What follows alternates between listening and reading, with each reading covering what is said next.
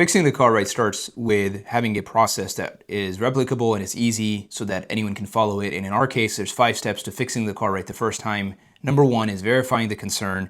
First of all, you have to know what the heck you're fixing. You got to ask the right questions. You understand what you're fixing in a great detail. This is really depending on making sure you get the right information from the front counter, that they're doing a good job on the write-up. Questions that I would ask is, when does it happen? What kind of noise it is?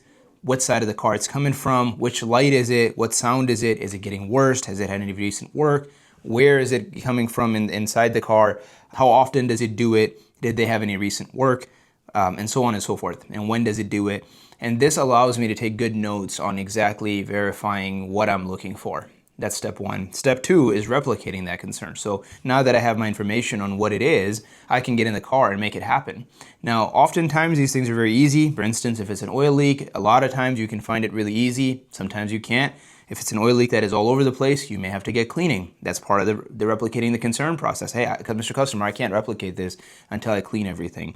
Or if you have a check engine light, you may need to get diagnosis. Brake noises also can be interesting. Sometimes you can drive it, you can see the brakes are shot. You take a video. If you see the brakes are shot, they're grinding, boom, you don't need diagnosis. Just pull out the phone, make a video saying, Mr. Customers, your rotors are shot, you need pads and rotors.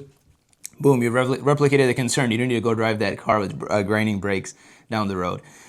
On the other hand, if it's a suspension noise, it might be a little bit more challenging, and you may have a harder time replicating that concern until you go down the road and you drive it. You may have a harder time making a video of that, but I would still encourage you, once you get it back in the shop, to make a video of the suspension component that you suspect is bad. In the case of a ball joint, you can see the ball joint moving, or if it's a tie rod or such.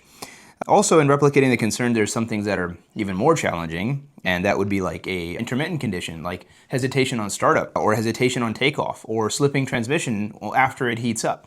And that's when I would encourage you to make sure you get diagnosis, so you spend that time. The rule of thumb for replicating concern and diagnosis is if it takes you more than 15 minutes, you have to get testing time. That's usually the rule, and generally the writers are really good about that. So once again, verify the concern. Number 2, replicate it, go drive it, figure out what it is. Once you've replicated the concern, then you can move on to step 3, which is diagnose the concern.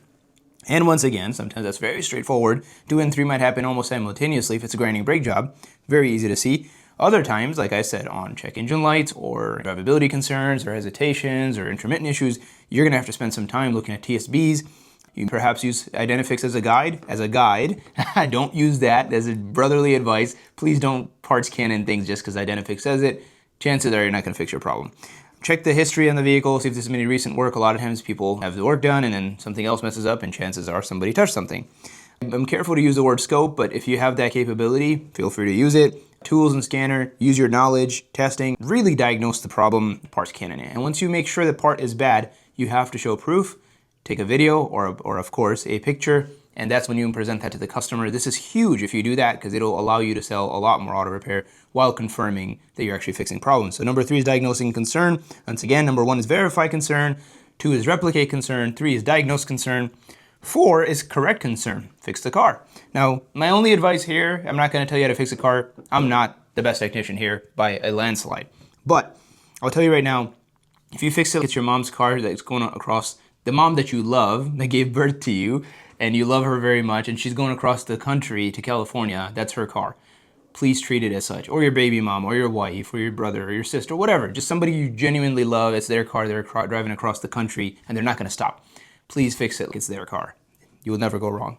And 5, which is CC the car, and you guys know the cross-check process. It's have somebody come and just tell them what you did on it, and let them visually check everything, and then physically just touch all the bolts to make sure everything is tight. CCs take less than 2 minutes. It's a lifesaver, literally a lifesaver. It prevents loose lug nuts, loose tie rods, loose brake jobs, all the basic stuff. Somebody can just look it over and be like, you're good.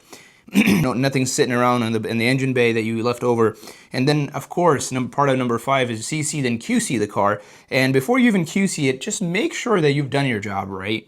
The QC guy is not supposed to find huge things. He's supposed to find little things, if anything. So do a good job. Make sure that the car is put together. We have technicians in this company that when they do a car, honestly, you don't even need to QC it.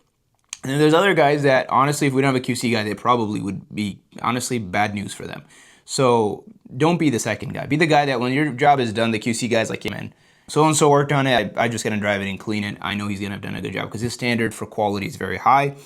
And again, the QC guy, and first, your job is to replicate the concern, make sure it's fixed.